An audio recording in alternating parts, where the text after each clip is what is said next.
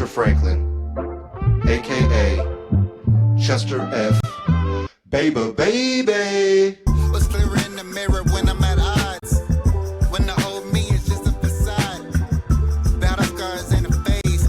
Bad drink had a fade. Like every day. 3 little fingers with nails on them scratch my behind, scratch my naked butt cheek. You have a ghost coming and tickling your ass as you sleep. Who the fuck is your ghost? Jeffrey Epstein? Scrabble up with the old me bite close. With the new me down if the clone knows. What I say with a smiling face. Each day hurting like the pain away. What I say. What are we talking about here? How many inches and centimeters? What's that, an iPhone? No. This is a Samsung S25 Ultra. I use his voice because it's therapeutic. Opposite of advice with conversation music. Something that you can take to motivate. New me here to stay, so let's celebrate. Sit around, grab a snack or something. Kick back, relax, you might leave for something. But if you don't, there is no pressure. Settle down and learn the depth of Chester.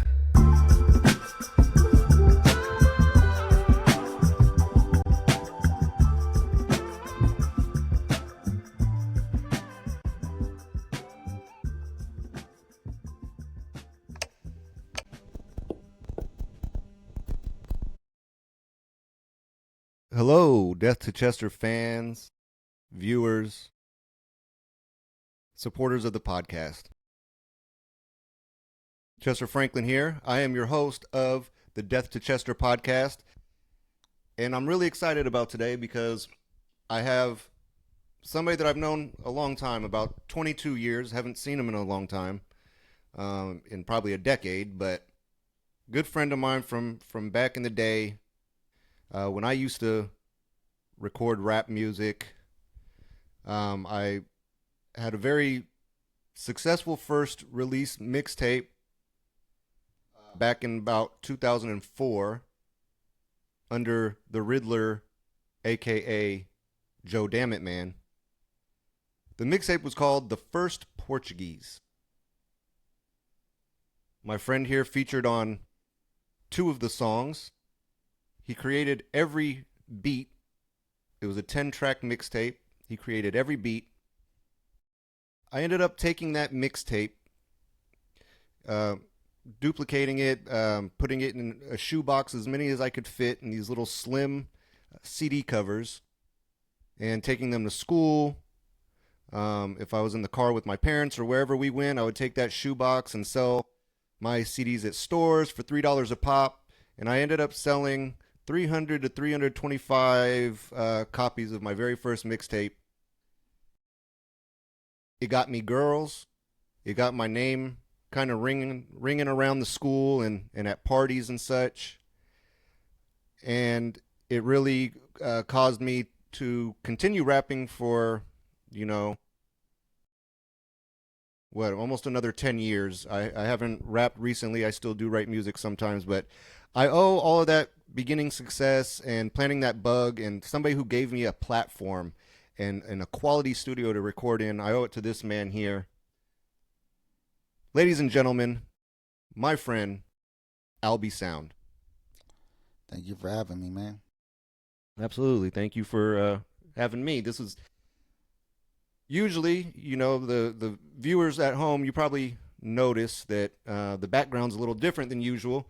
I'm actually not recording at my apartment as usual. I came to meet my friend here in the Bay Area, and this is my first kind of test run of taking my studio on the road with me and doing some interviews. So I appreciate you for inviting me over.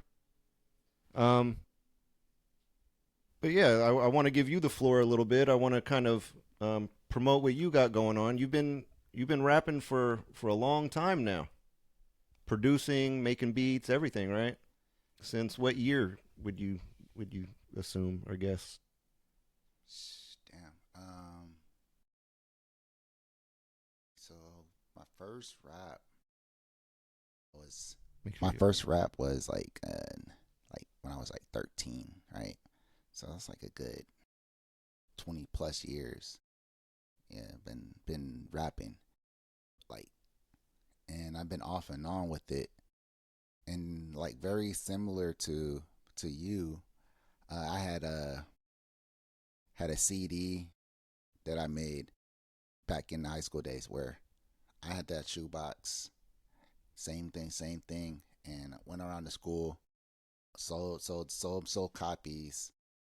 The PE teacher at the time, I forgot the lady's name, she wanted to slap that project in class. Okay, in the Yeah, gymnasium. she wanted to and stuff. slap that project in class, and she did. She slapped it in class. It wasn't Miss Collins, was it? Probably was her. Was it the lady from Mississippi? Yeah, it was her. Beautiful black lady. Oh yeah, it was her. I used to jack off to her when I got home. And it was her. Yeah, she started slapping that class, and at that time, I wasn't as like sharp as I was now. So like, the mixed interactions and shit, right? So like 50-50. This side of people thought it was dope. This side of people thought it was whack. But it's still the same thing. Even when you're like super dope, there's still somebody that's gonna have that opinion. Oh man, I ain't feeling this shit. You know what I'm saying? So yeah, that's just how it is as a rapper. It's like you can't, because if you really listen to rap, especially as deep as I listen to it, is like there's literally a rapper for every person walking this planet. There's literally someone. There's someone that tackles the emo side. There's someone that tackles the political side. There's someone that tackles the partying vibe. There's someone that tackles the chill. I feel like it's more the case nowadays, though. I feel like when we were rapping in the early 2000s. So I first started rapping in around 2000, 2001, and I was influenced by Word of Mouth by Ludacris when that came out. That album's fire. Yeah, to this day, I don't feel him so much now. He's the Hollywood actor kind of guy, but back in those days, Ludacris was actually really dope. And I remember taking one of my mother's country tapes.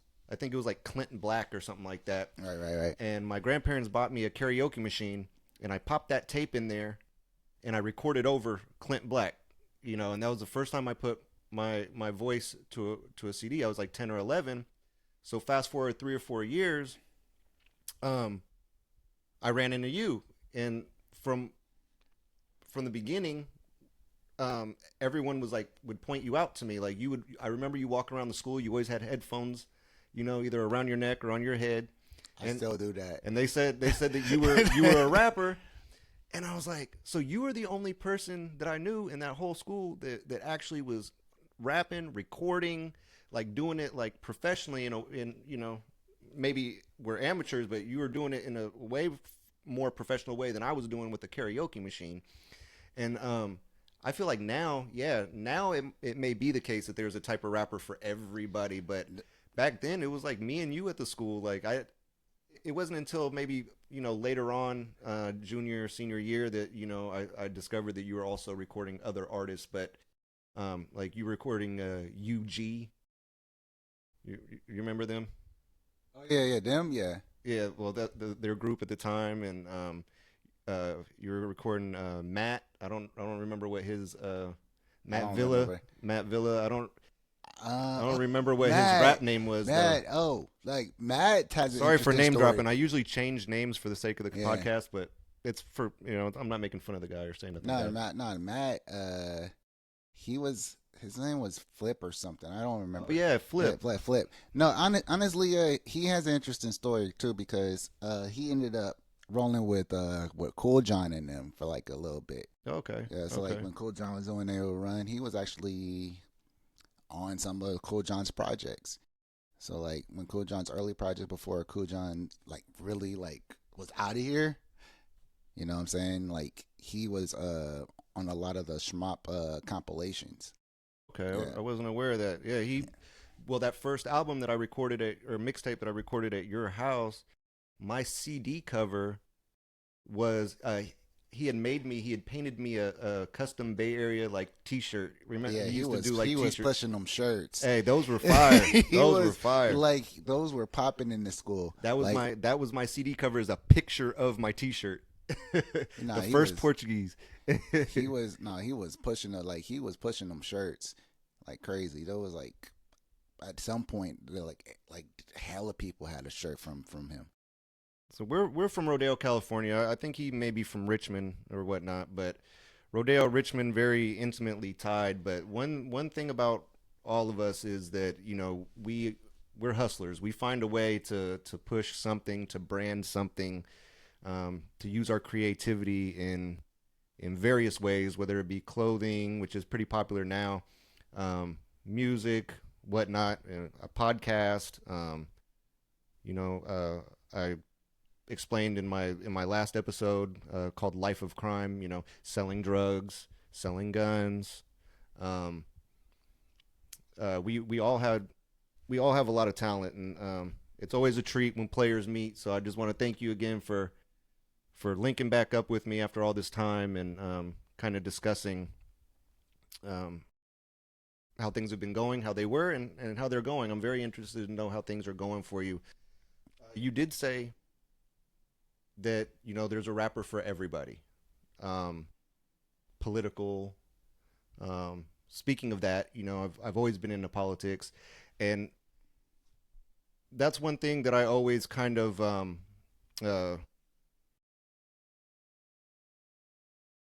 not attracted me to you. That sounds really gay, but like drew me to you. Drew me to you was that you would always talk about, when you weren't talking about music, you were always talking about Saddam Hussein and how he was framed for 9/11. Oh yeah, And so I was deep into that stuff. Like, I'm not so much now, but like back then, like I was really like how they would see. I was a big conspiracy theorist for like a long time. So, but then you start seeing some of these theories actually may be true. I don't know. do you think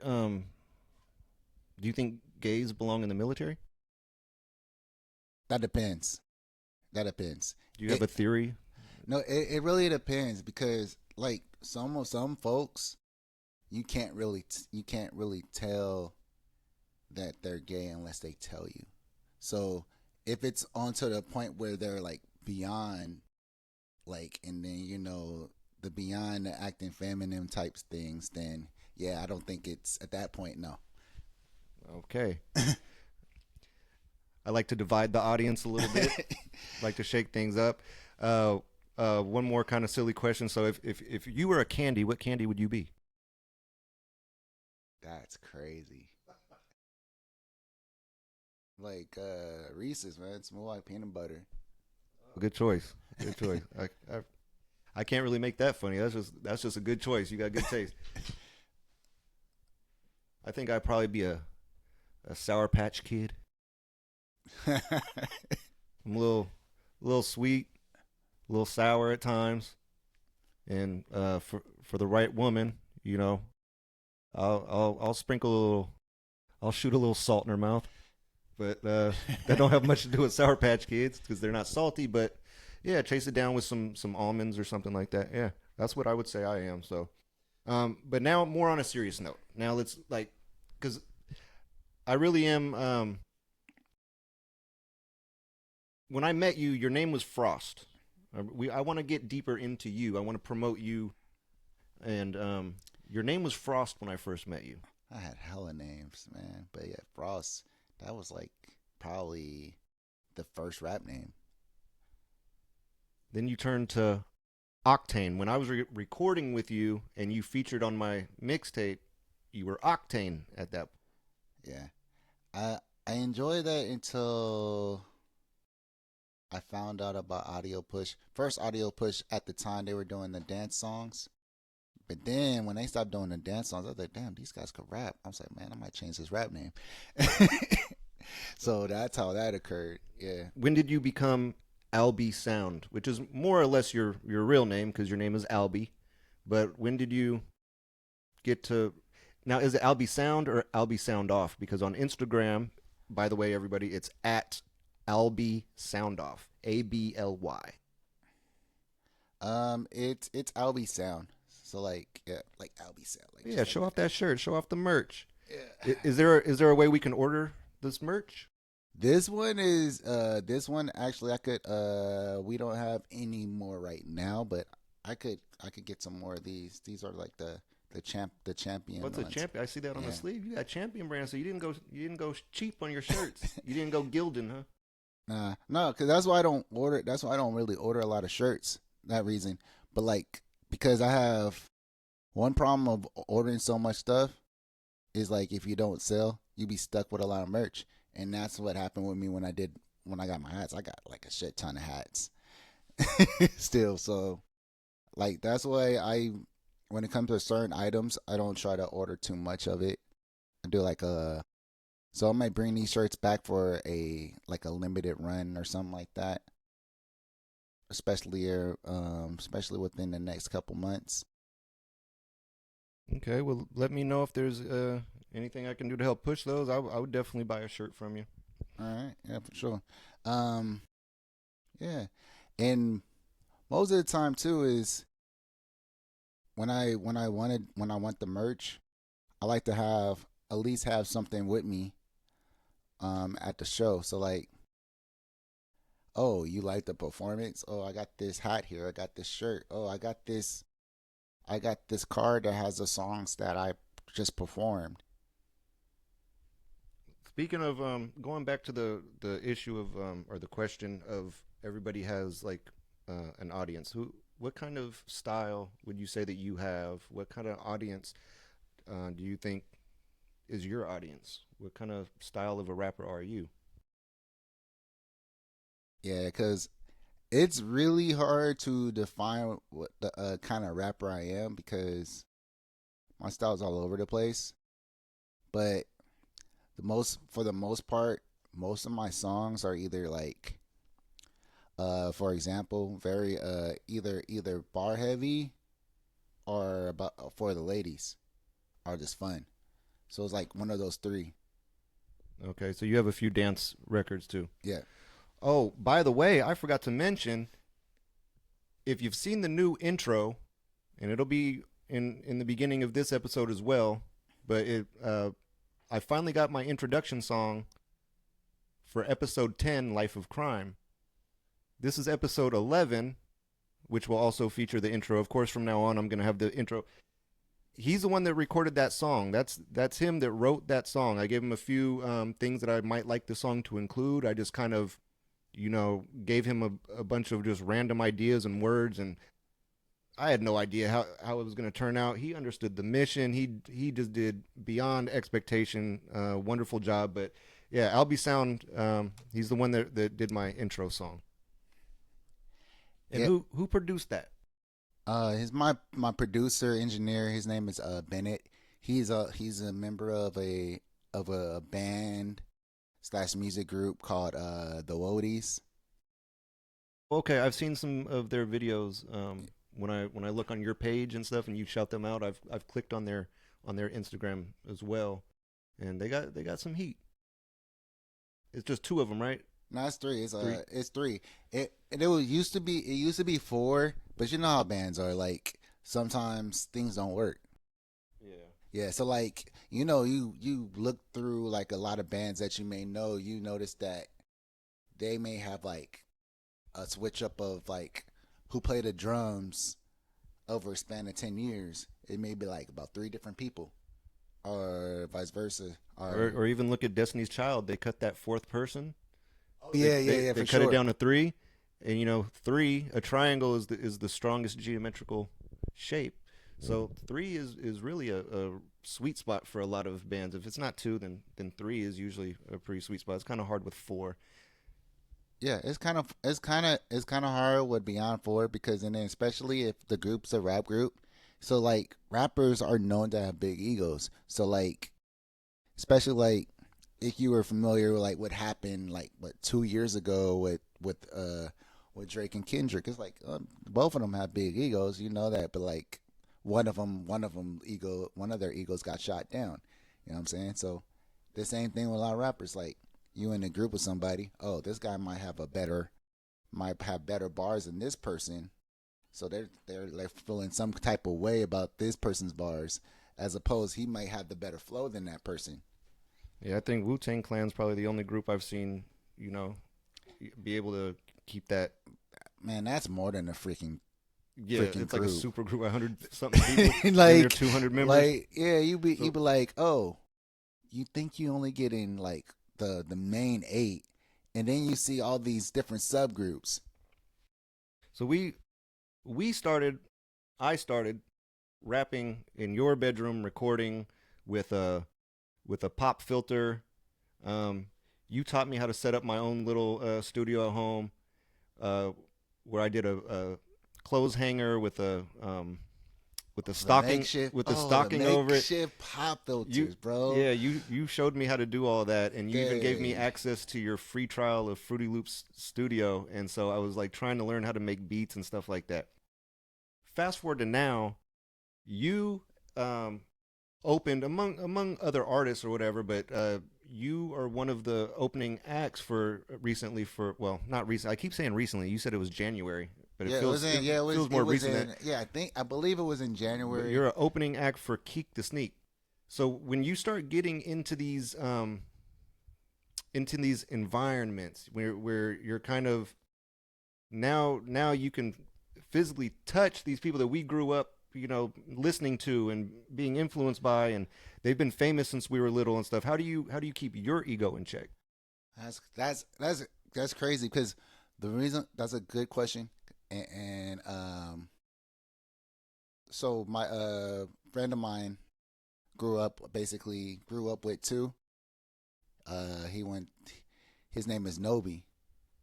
Then he started off shooting videos for a guy named G Moski. Like, they had a crew called Infantry. It's an Inf gang. He's running now a place called Nova Cinema Studios. At Nova Cinema Studios, he has this thing called Respect the Legends, right? That's where Keek the Sneak came in. So Keek the Sneak probably was one of the first people that he booked for the Respect the Legends. Mm-hmm.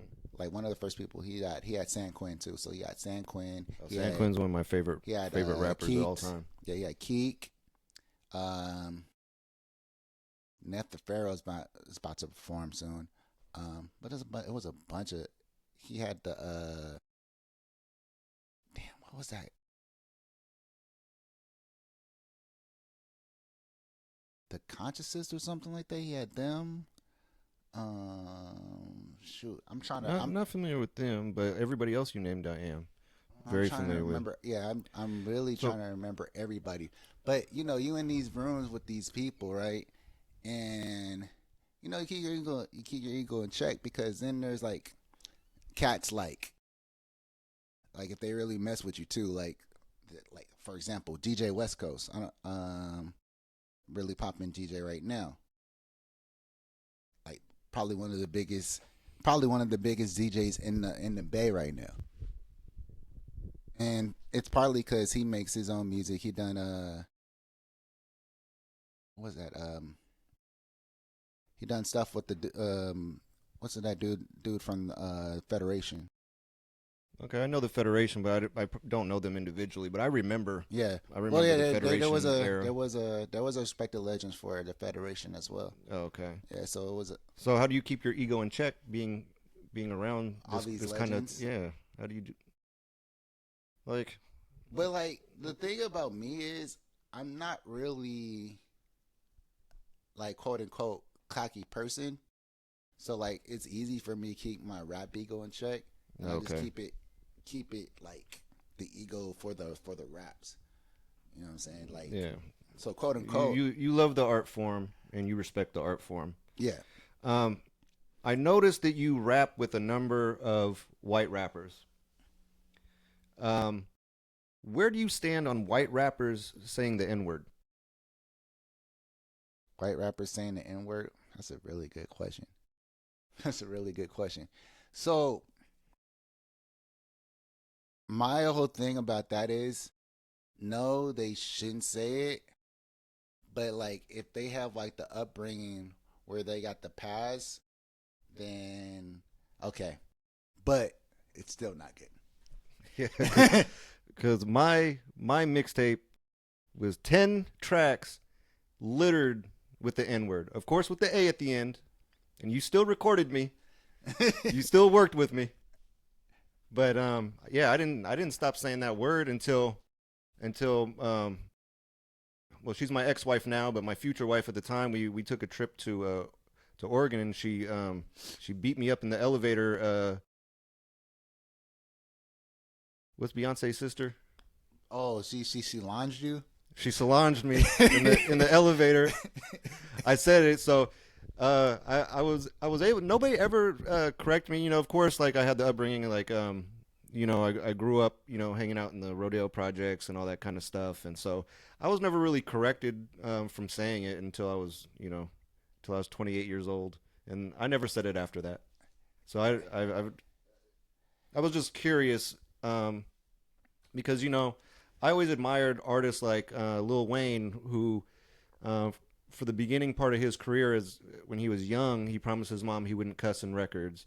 Eminem, he later on we found out he said the N-word quite a bit, but in his music he wouldn't include the N-word in his music. And so when you have to watch what you say, it kind of allows you to think of different words, different ways of expressing yourself. It actually makes you a better artist. And so I was just wondering if you maybe thought that word is cheap.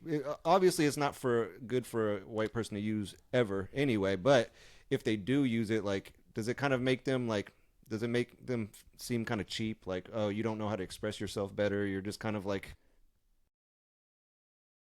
You know, like in a way, yeah. But I also think too. I always thought Eminem was saying it just from the simple fact that songs that he wrote for Dr. Dre. So he wrote some songs on the Chronic 2001. you got a point. And I was like, you wrote this verse for Dr. Dre and you put the N-word in there. I was like, I know you used it because it came from your brain. Yeah. It's in there. It's like it came from your brain. Don't get me wrong, it was a dope song.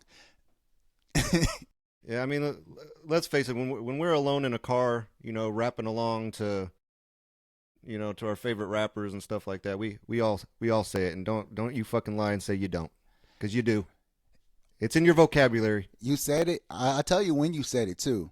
You went to a concert of an artist that doesn't care that you say it because he put that in the song, and he don't care that you said it, and he's having you sing the song along with him. I know you sung the song along with him because that's one of your favorite artists. You at his show.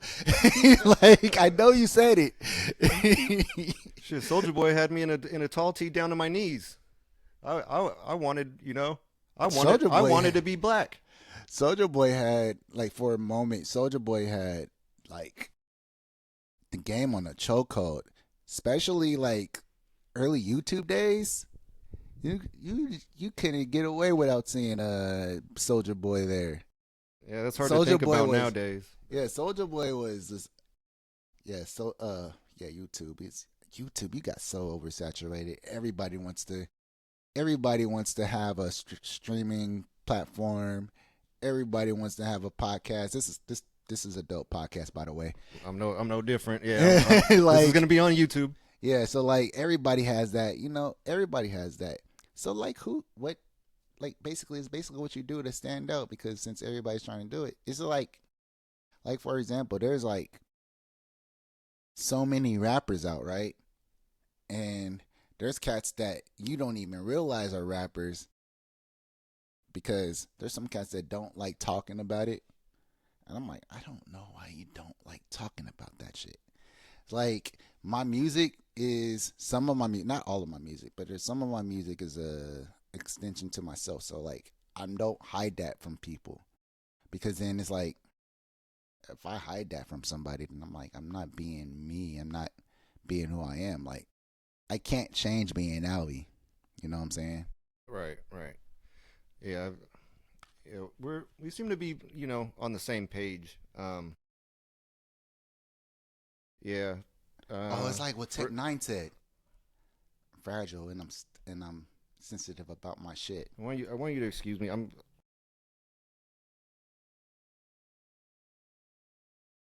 Boy, I'm gonna say the N-word. I'm just kidding. I couldn't even hold it straight.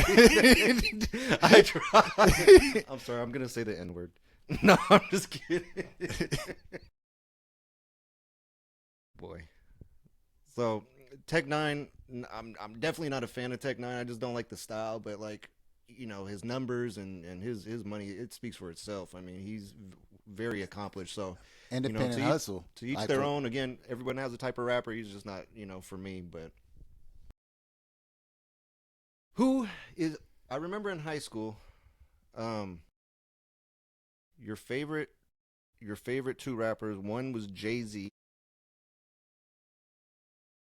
and then the other one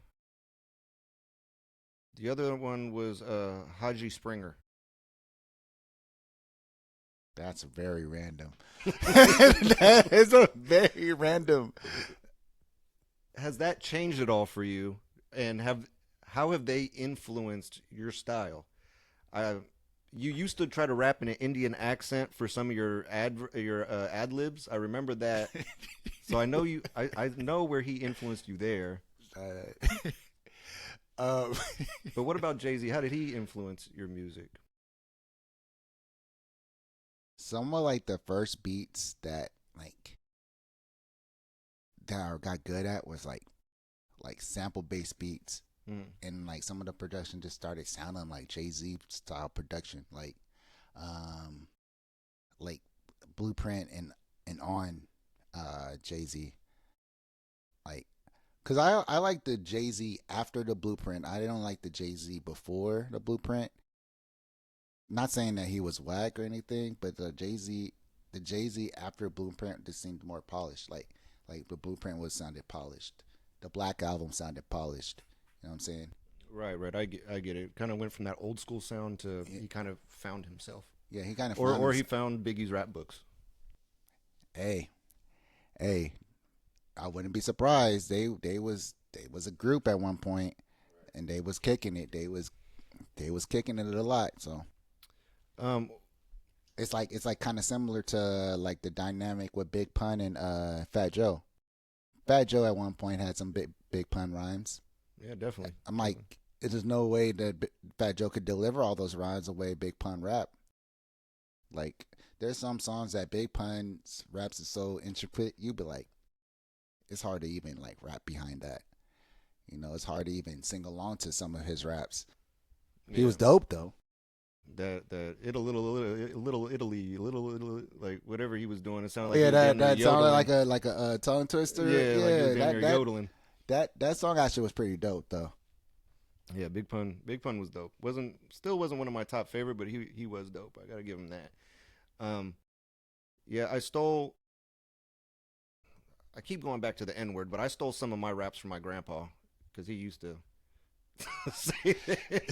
He used to say the N word and took some of his. I took some of his lyrics, like mostly that word, but then filled in the rest. Filled in the rest. Like I had to fill in the blanks. I didn't have much to work with, but like it got me started. Yeah, it's like a little boost, Yeah. just a little boost. Now let me put some soul into it. So,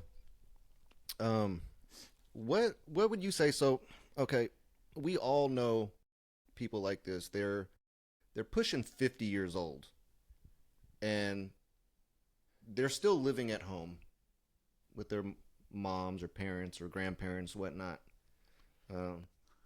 If their grandparents are still alive when they're almost 50, that's pretty good. But they're still living at home, and they aspire to be rappers still to this day. And they dress with the tall socks and the camouflage shorts, and they dye their hair, and they're still trying to be hip, and they want to be famous so bad. They want to rap so bad. What do you think about these type of individuals that refuse to, try to get a fucking job, refuse to move out of their parents' house? They probably have kids somewhere running around. Sometimes you'll see the baby mama pull up to the studio and yell at them to, get a job already. Your kids need clothes. School season is starting.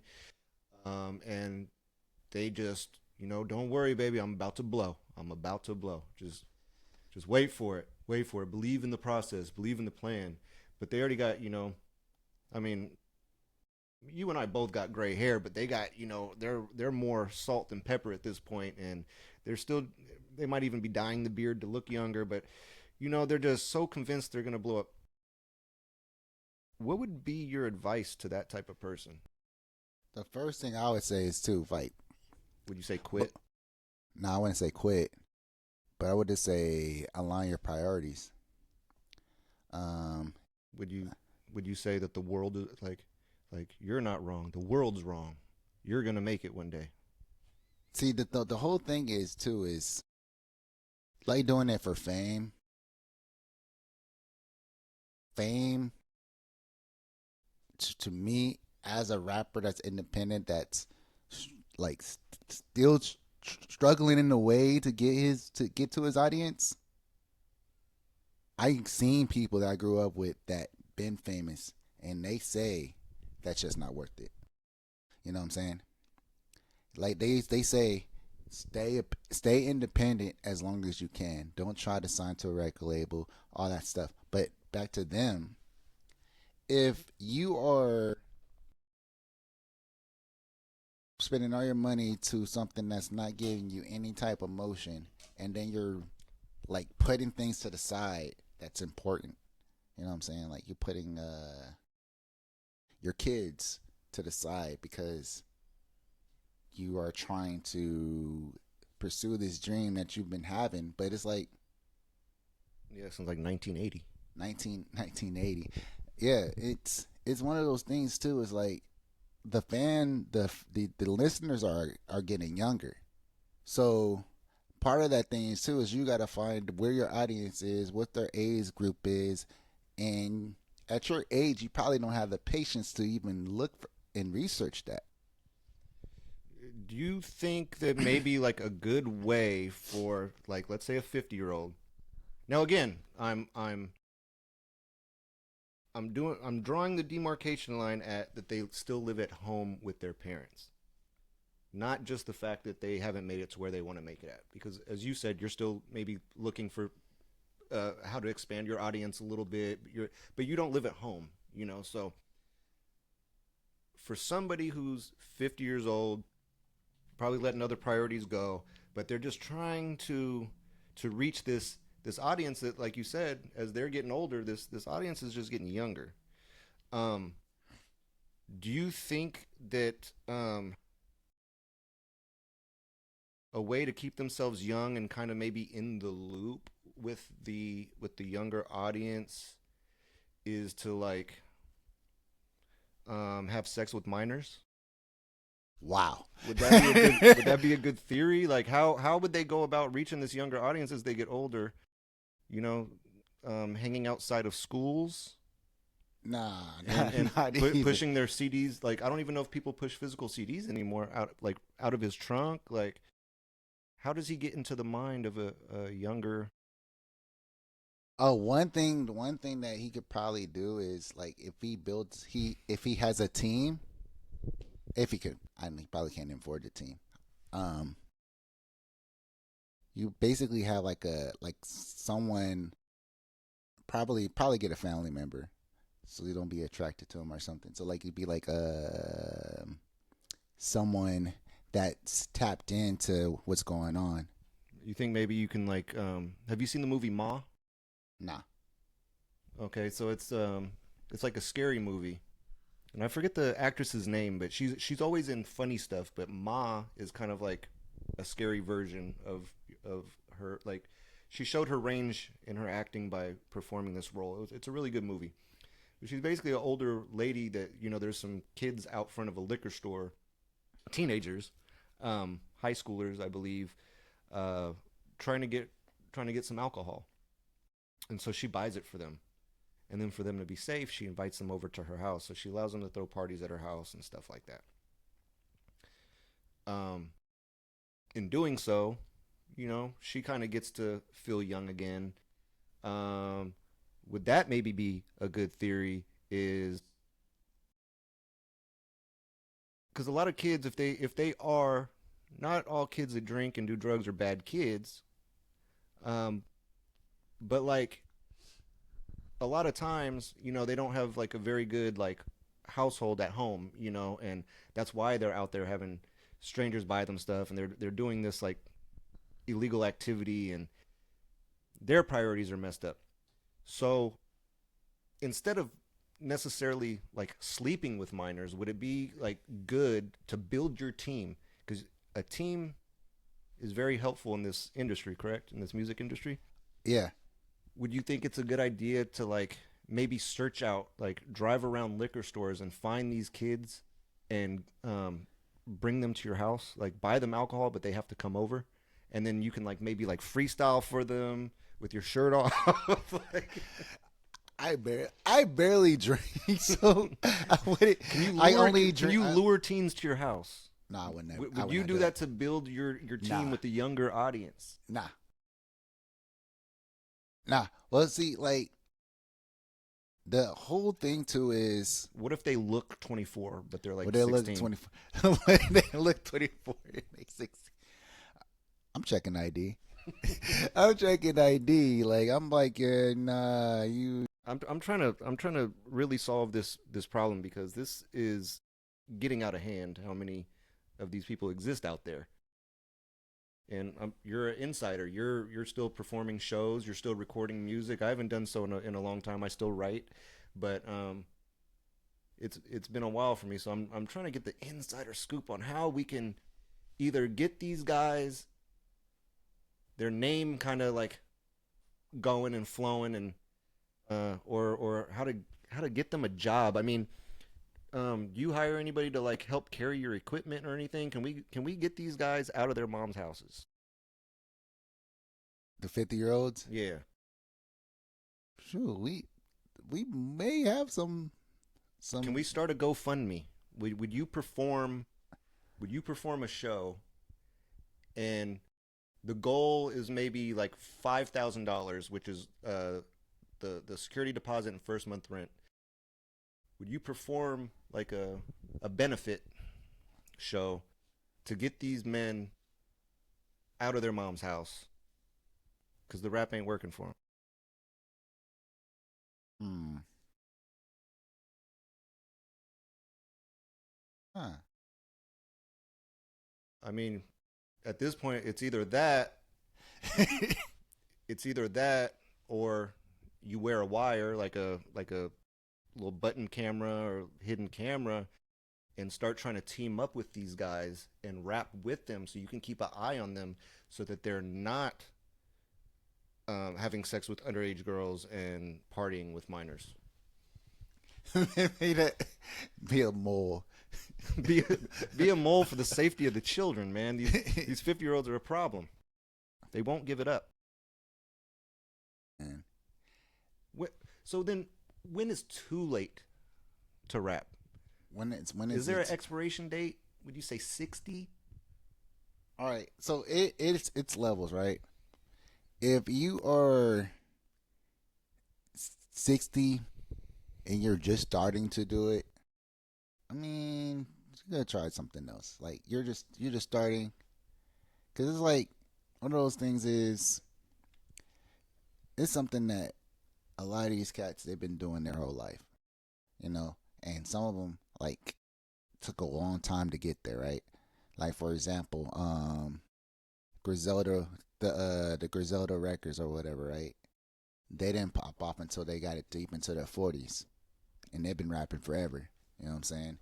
And then 2 Chainz, for example, he's been around, but he was like late 30s, he was like around my age when he popped.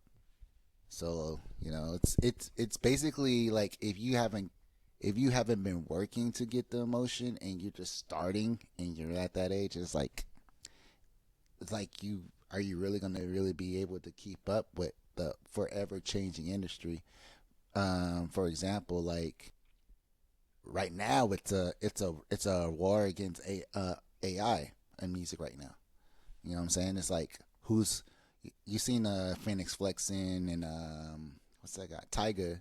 They both dropped AI projects. I heard about it. I didn't hear it myself yet, but I have heard about that. Yeah, so they both they both drop AI projects, and one dude's like saying that is it really him? I'm like, dude, I know how you sound. That is not you. Like, Well, what do you think about this? So, follow me on this little journey here. A 60-year-old decides that they want to just now start rapping like today, today. today. And maybe they haven't been able to do it because they might be white and want to say the N word. They maybe not have been able to like come outside in their youth because they would get ran back in the house and beat up because maybe they're trying to do some gangster music. Maybe they want to, come up with some type of club banger, but they can't fucking dance. Okay? And so they pick up at 60. Now, you said everybody has their crowd. Everybody has their audience. It's about finding it. Women sexually, when they're young, they're hypersexual. Then I think it peters out. I don't know the exact numbers and statistics, but this is roughly what it is. It peters out, I think, like either in their 40s or 50s or something. But then Around the 40, yeah, I think it's around the 40s. and then it skyrockets back up. These 60 and 70-year-old women want to get pounded. It's They crazy. want to get fucked. So wouldn't it make sense that this guy finds his audience and he raps about, who is it, Cardi B that rapped the Wet Ass Pussy song? That Cardi B and what's that girl? That girl that got shot in the foot. Oh, Megan Stallion. Megan Stallion, okay? So they got a song, Wet Ass Pussy. Maybe he comes out with the song Lubed Up Pussy. Because it's dry. It's dry at that age. Menopause has taken hold. And that nice plush vagina now looks like a smushed in pillow. And maybe that's his audience. Maybe his audience is, he can come up with the song Lubed Up Pussy, squirt a bunch of lube on it, and that's a hit right there. And it gets the old bitches bopping. That's hella funny. That's hilarious. He could do songs about popping pills. It might be, instead of ecstasy like it was when I was 14 and stuff, it might be the blue, yeah, the he blue is chew kind of or type. the Viagra. Get it popping. Yeah, damn, that must be the shit that Andre 3000 is trying to avoid. Like he said, Andre 3000 said he don't want to rap about old people stuff, so that's why he's not But rapping. there's a market there. Like, There's a market there. yeah, it is. It really is. And like they commercials and everything about that, and they're very popular commercials. So do you think it's just like Andre 3000's opinion that there can be too old to rap, or do you think I have a point here? That was really for him when they were asking him would he drop another rap project. Yeah, but that's one of my favorite lyricists. So I would love for him Andre to, 3000 was cold. Like 'cause that he flute shit dropped. wasn't cutting it for me. No, like I don't know when he recorded the song, the verse, but his verse on Killer Mike's last album, Killer Mike's raw too. like it was a crazy verse, and I don't know when he did that verse because he said what he said before that album dropped, so I don't know when he did that verse. He's probably conflicted. He's probably not. I think when you've worked so hard to be great at an art, it's kind of hard just to kind of let it go. Yeah, like that's that. kind of like for example, which keeps LL Cool J entertained is he has a show where he dissects samples like of Okay. songs. Like he does that like with some old school songs, some of his songs, and he dissects the sample. He said, you know what I'm saying, it's pretty cool. Only issue with that is I don't really like knowing Cool J. the other producer's secrets. Even though if you had back in the CD days, you had the CD, you seen the booklet, and the booklet says sample used by permission, and they'll tell you the song and the artist and all that, and it tells you, it even tells you the publishing information, and that's like my first. That was like my first introduction to like publishing information, because then I was like, reading all this, and then I see someone, I forgot what artist is this, but their publishing company was giving me my fucking publishing. Oh shit.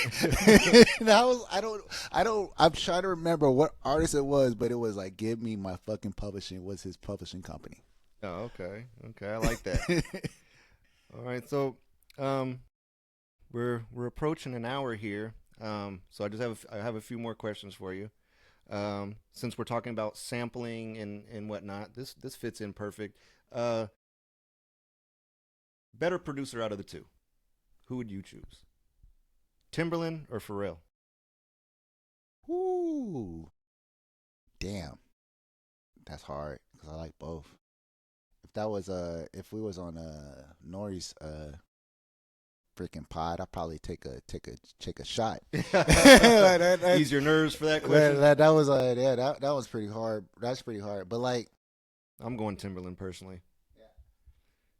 Pharrell's raw. Don't get me Pharrell wrong. Pharrell was cold, but is like dope. But the thing about Pharrell is half of the Pharrell productions, half of it was like the Neptunes, right. and then later on it was Pharrell by himself. Right. So with that being said, I'm going to pick Timberland just because of that fact alone.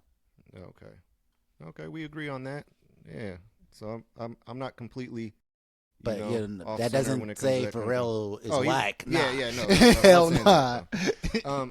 I guess the last major question I have for you, and I'm sure the audience would like to know. They've been watching for almost this whole hour and listening to our banter. And what's next? Let's bring it back to you. What's next for Alby Sound?